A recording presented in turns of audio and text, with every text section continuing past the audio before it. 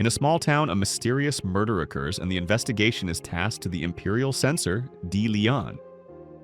Teaming up with Hong Die, a local shaman's apprentice, Di Lian finds no obvious clues. However, the locals claim it's all the work of a ghost, a girl named Chun, who was sacrificed 12 years ago to stop the spread of a plague.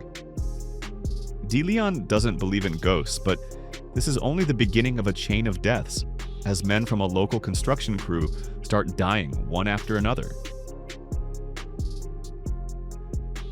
The saying "timing is everything" exists for a reason, and it's more relevant in film than ever. Obviously, in the grand historical scheme, the release date of a particular movie isn't that significant. But when we're talking about new projects, the premiere date is often of the utmost importance. After all, it's one thing to be the first in a string of similar projects, and quite another to bring up the rear, arriving when audiences are already tired of that kind of movie. Ghost of Spring was filmed in 2021, right after the COVID-19 pandemic ended, and it was expected to stream by the end of that year. At that time, its plot could still have seemed somewhat original.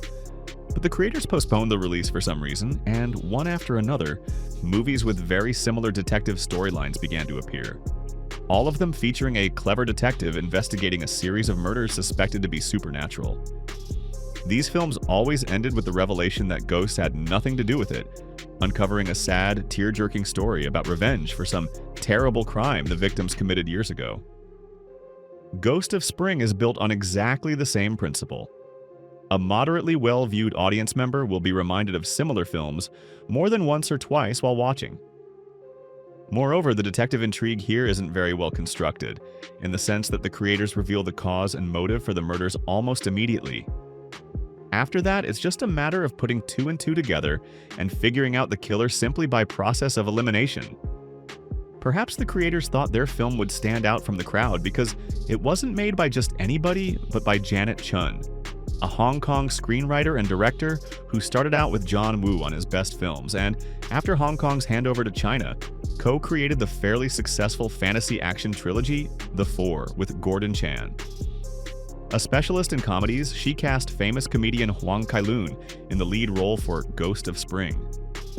But the talented actor doesn't have much to do here besides make faces to show his fear of blood, and squint and nod with a thoughtful expression, pretending to solve a complex detective puzzle in his head.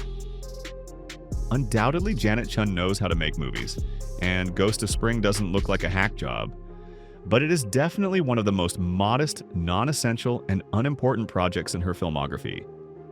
It's understood that no one expects complex themes or innovation from Chinese online movies, but it's not a good look to be this bland either.